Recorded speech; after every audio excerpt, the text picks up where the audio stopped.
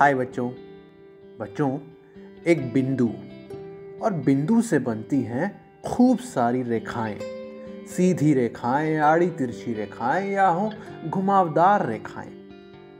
और इन रेखाओं को मिलाकर बनते हैं खूब सारे आकार। और इन आकारों से बनते हैं बहुत सारे सुंदर सुंदर चित्र। तो बच्चों, क्या आप इन मजेदार और अनोखे आकारों की दुनिया में जाना चाहते हैं? तो चलिए करते हैं एक नया प्रोजेक्ट, आकार और मापन के खेल। इस प्रोजेक्ट में हम सीखेंगे और जानेंगे कि दो आयामी आकार कौन कौन से हैं और उन्हें आसपास ढूंढेंगे। हम अपने शरीर को इस्तेमाल कर लंबाई नापेंगे और पैटर्न बनाएंगे बहुत सारे।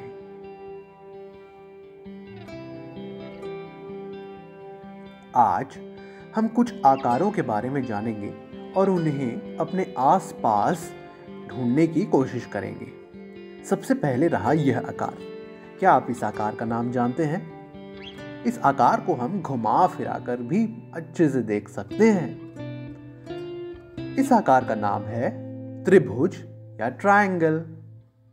त्रिभुज के 3 कोण और 3 भुजाएं होती हैं, इसलिए तो इसको कहते हैं त्रिभुज। अगर आपने त्रिभुज को अच्छी तरह देख लिया है तो अब अपने घर के आसपास या घर के अंदर ही कम से कम 3 ऐसी वस्तुओं को ढूंढें जिसमें आपको त्रिभुज नजर आ रहा हो और उन्हें बनाएं या उनके नाम भी लिख सकते हैं। चलते हैं अगले आकार की तरफ। क्या आप इस आकार का नाम जानते हैं? इस आकार को भी घुमा फिरा कर देख सकते हैं। इस आकार का नाम है वर्ग या स्क्वायर। एक वर्ग के 4 कोण और 4 भुजाएं होती हैं, इसलिए तो इसे कहते हैं स्क्वायर। अब आप वर्ग की तरह दिखने वाले कम से कम 3 वस्तुओं को घर या घर से बाहर जाकर ढूंढो और उनके नाम लिखकर चित्र बनाओ। उदाहरण के लिए यहाँ पर खिड़की दिखाई हुई है जो वर्ग की तरह ही लगती है। अब आपके लिए ये खेल, बताइए ये कौन सा आकार है और इसके कितने कोण हैं और कितनी भुजाएं हैं। और आप इस आकार की तरह दिखने वाली कम से कम 3 वस्तुओं को ढूंढिए और उनके चित्र बनाइए या नाम लिखिए। उदाहरण के लिए इस झंडे का दिया हुआ है।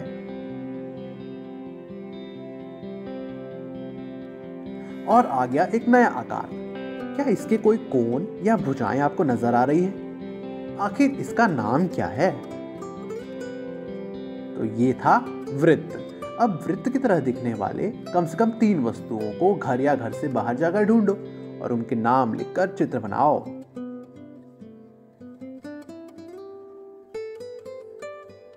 चलिए अब करते हैं एक मजेदार गतिविधि। सिर्फ पेंसिल उपयोग करके क्या आप एक गोला या वृत्त बना सकते हैं? करके देखिए। अगर आपने बना लिया हो तो अब किसी गोल वस्तु की मदद लीजिए, जैसे चूड़ी या गिलास, और अब गोल बनाकर देखिए। और अब बताइए कि दोनों वृत्त में से ज्यादा सटीक वृत्त कौन सा लग रहा है। और यह भी सोचिए, क्या बिना सहायक उपकरण के बिल्कुल सटीक वृत्त बनाना मुमकिन है?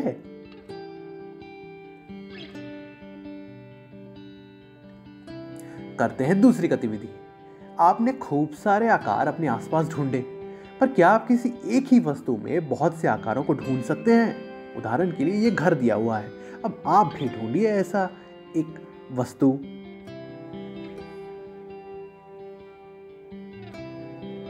आज हम अपने शरीर का इस्तेमाल कर वस्तुओं की लंबाई नापना सीखेंगे। सबसे पहले हम लेंगे बित्ता को। अब बित्ता क्या है? हाथ की सारी उंगलियों को फैलाने पर अंगूठे के सिरे से सबसे छोटी उंगली के सिरे तक की लंबाई को कहते हैं बित्ता या स्पैन।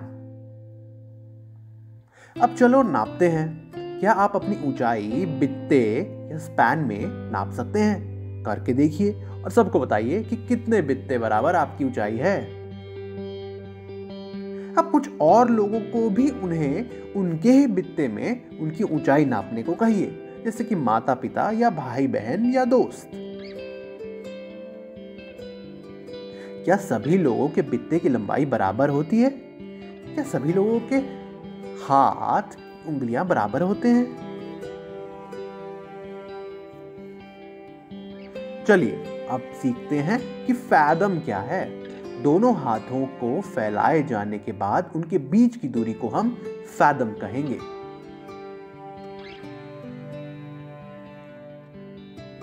तो अब बताओ कौन सी लंबाई ज्यादा है? दोनों हाथों के फैलाए जाने के बाद उनके बीच की दूरी मतलब फैदम, या आपके सर से पांव तक की लंबाई यानी आपकी ऊंचाई? इसे करने के लिए एक बहुत आसान तरीका है। सबसे पहले आप जमीन पर लेट जाइए और अपने हाथ खोल लीजिए जिससे कि एक फैदम की लंबाई पता चल जाए, और दोनों तरफ निशान बना लीजिए। अब उन्हीं निशानों के बीच लेट जाइए ताकि आपकी ऊंचाई का पता चल जाए, और फिर देखिए ज्यादा लंबी कौन सी लंबाई है, फैदम या फिर आपकी ऊंचाई। कौन सी ज्यादा लंबी है ये आपको पता चल जाएगा। और चलिए कुछ और नापते हैं, जैसे कि तुम्हारे एक फैदम में कितने बित्ते हो सकते हैं, या फिर अपने घर या स्कूल की किसी दीवार की लंबाई फैदम में नापो और लिखो।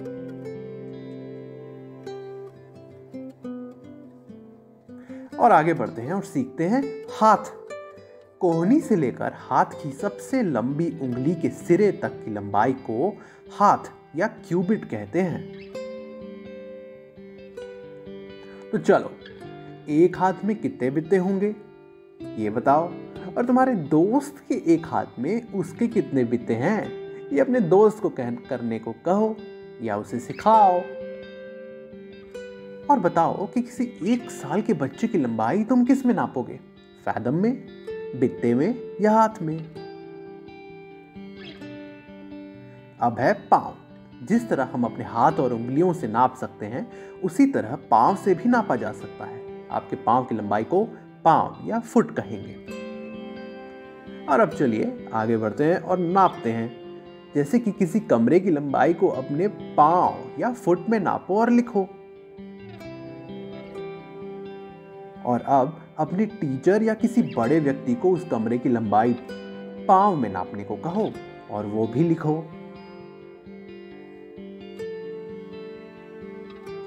और अब देखो क्या आपका और बड़े व्यक्ति का नाप बराबर बराबर आया या अलग अलग? और अगर अलग अलग आया है तो सोचो कि कमरे की लंबाई अलग अलग क्यों आई। और ये भी सोचो कि अगर शरीर से ही नाप सकते थे तो हमने नापने के लिए इतने सारे अलग अलग उपकरण क्यों बनाए?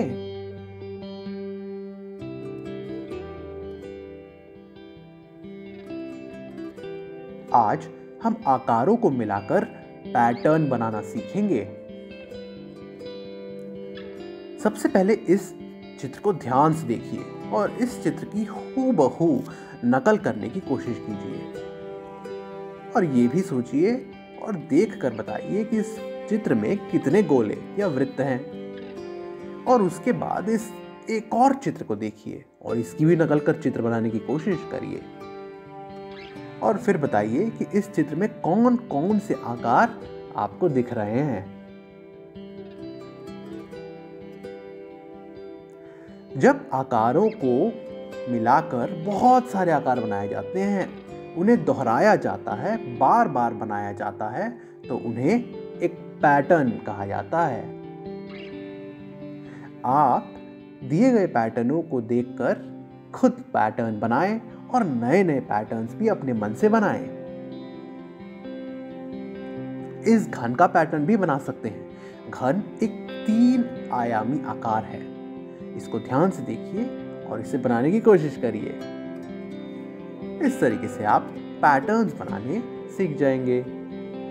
और फिर ये सोच सकते हैं कि अपने आसपास आपने सुंदर पैटर्न्स कहाँ देखे हैं। जैसे कि मुझे इस लड़की के कपड़ों पर कुछ पैटर्न नजर आ रहे हैं। आप ये भी सोच सकते हैं कि पैटर्न अच्छे और बुरे कैसे लगते हैं। क्या पैटर्न में कुछ गणित भी होता है? और इस तरीके से खूब सारे पैटर्न अपने आसपास देखने की कोशिश करिए। और ये हो गया प्रोजेक्ट खत्म। धन्यवाद।